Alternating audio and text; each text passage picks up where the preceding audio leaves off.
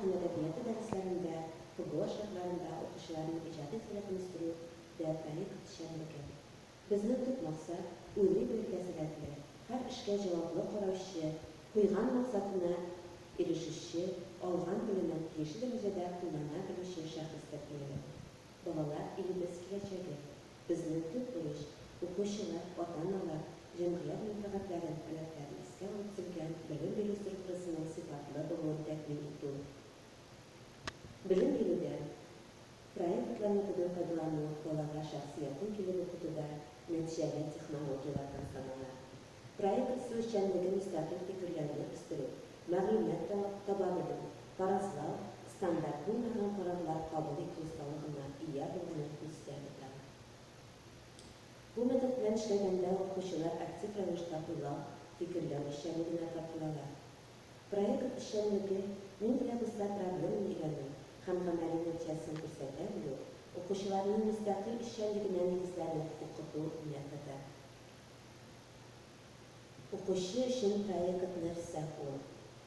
Иҗади мөмкинлекләрен ачу, төркемдә эшләү күнекмәләре булдыру, үзе сайлаган кызыклы проблеманы, теманы ачу өстендә эшләү, үзенең эшен, хезмәтен презентацияләү. Проект эшчәнлегенең бурычлары: укучыларда интеллектуаль һәм гомум хезмәт белемнәрен булдыру, аларның хезмәт нәтиҗәләрен күз алдына китереп эшләргә күнегүләрдән тәэмин итү, иҗади фикерләр, мөстәкыйльлек һәм башка эш итү сәләтен үстерү. Татар теле һәм әдәбиятын өйрәнгәндә түбәндәге төрдәге проектларны кулланып була: тикшеренү, иҗади, гамәли юнәлешле, мәгълүмати предметлары.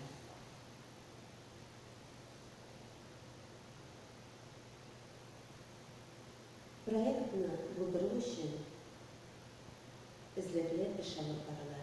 Беренче әзерлек этабы, эзләнү этабы, тема сайлана, күләмен билгелибез, укытучы белән бергә эш планы төзү, укучыны чыганаклар белән эшләргә өйрәтү. Проектны төзү этабы, план буенча эш башкару, чыганаклар белән эшләү, күргәзмә материаллар тулу. Проектны тормышка ашыру этабы, эшне төгәлләү һәм тикшерү.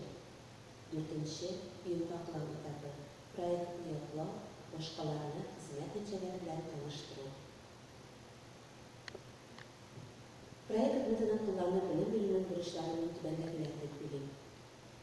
Укучыда өйрәнә торган фәнгә кызыксыну уяту, укучының тану белү активлыгын үстерү, иҗади мөмкинлекләрен камилләштерү, белемнәрен төгәләйтү.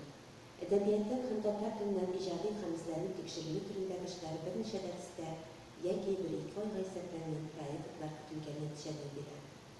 Без укучылар белән аерым язучылар, шагыйрьләрнең әсәрләрен анализлап, эзләнү, тикшерү эшләре алып барабыз. Мәсәлән, Фатих Кәрим шигырьләрендә тел сурәтләү чаралары, Абдулла Тукай һәм балалар әдәбияты, Яхшаллы һәм Камаз, мөхаҗирлектә яшәгән татарлар, кем ул? Закир Кадыри. Шулай ук татар халкында 7 буын бабаңнарны белү зарур. Шуннан чыгып, укучыларга нәсел шәҗәрәсен төзү эзләнү эше бирелде. Берничә укучы эзләнеп, үзләренең 7 буын бабаларын ачыклап, шәҗәрә төзеп килделәр. Һәм инде Рәхмәтуллина Сәбина безнең шәҗәрәләр төзүдә 2-нче урынны алды. Казан климат белән танышу дәресендә балалар төркемнәргә бүленеп проект эше башкардылар. Укучылар өйдә мөстәкыйль рәвештә әзерләнеп материал туплап килделәр. Төркемдә белемнәре белән уртаклашып, гомумиләштереп, проектларын төзеделәр. Һәр төркем сыйныф каршында чыгыш ясады. Кара-каршы сораулар биреп, тапкан мәгълүматларны баеттылар.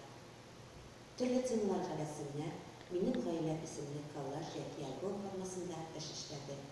5-нче сыйныфтагы укучылар балалар өчен китапчыклар ясау белән шөгыльләнделәр.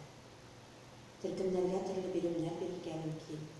6-нчы сыйныфта сыйфат темасын үткәндә берсенә табышмаклар топлап килергә, икенчесенә табышмакларны иҗаттырга эшен йөкләдем.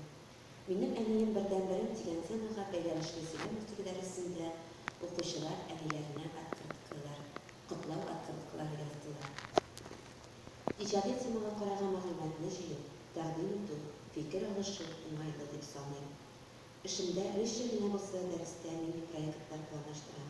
Mesela benim yaratkan şahının türünde kişkine gene izlerini yasal. Okuşular bu tildeki işlerini bir dilek başkarırlar. Hem ışınlıyım, Kalemcenya'daki müslere ben tamamlısın ki. Көп білуге қарағанда да аз білдіріп, izlerinin ırlığın salı, hem izlengenin tabarga yollar көрсәту, müğallim bile alatırgan hizmetlerinin en kaderlisi, en zürüsüdür.